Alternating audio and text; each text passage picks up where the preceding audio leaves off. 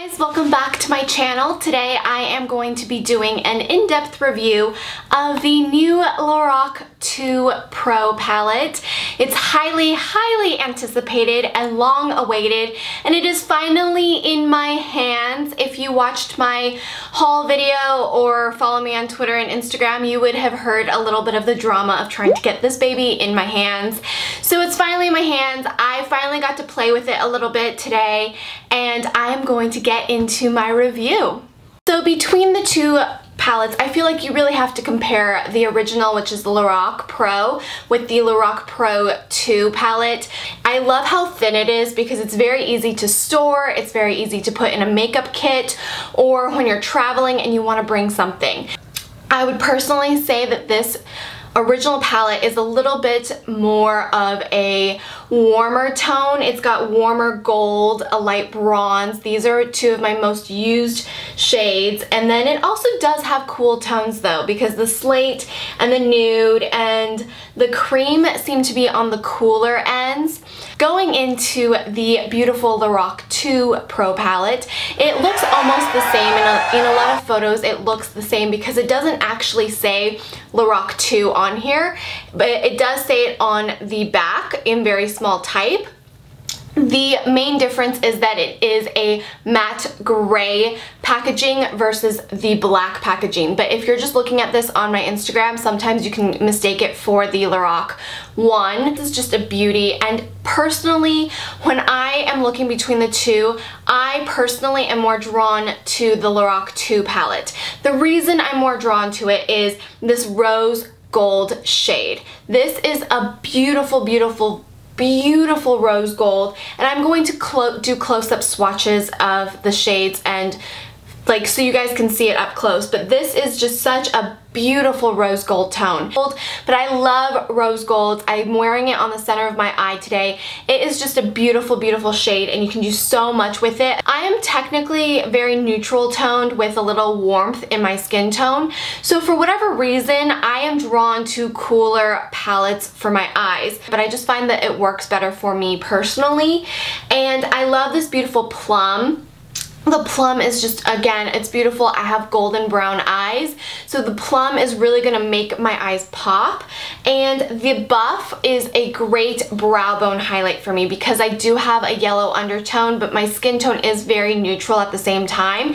This is a much better highlight brow bone matte shade than the original Lorac Pro palette offers. The first palette offers a little bit, it's too white for my skin tone, and then the cream is a little too pink for me, and then the nude is a little too cool in terms of a pink for my brow shade, my brow bone highlight. So I find that in the Lorac Pro original, I just don't have the greatest brow bone highlight, but in the Lorac Pro 2, the brow bone highlights are beautiful, and they all look really good with my skin tone for a very natural brow bone highlight look. I love the jewel tones towards the end. The matte shades are really beautiful.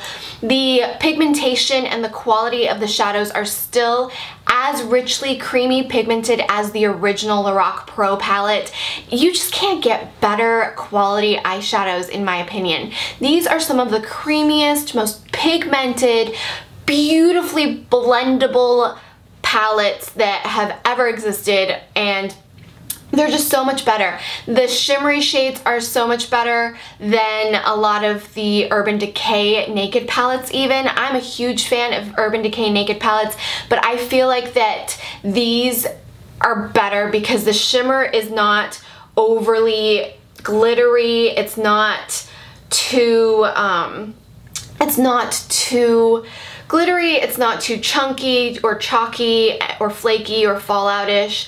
There's just very little fallout, and I barely touch my fingers to the shades, and it just creates the most pigmentation, and it blends so easily with a brush. You blend it out and it blends beautifully, and when you touch it, if you haven't touched one of these palettes, the soft silkiness of the texture is just brilliant. It is so freaking amazing, you guys. I don't even know how they do it.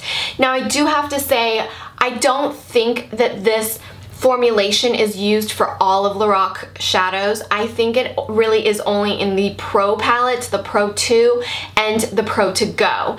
Even the Pro to Go feels slightly different, so I'm really happy to know that this is just as good as the Pro original, because the formulation, you guys, I don't know how they do it.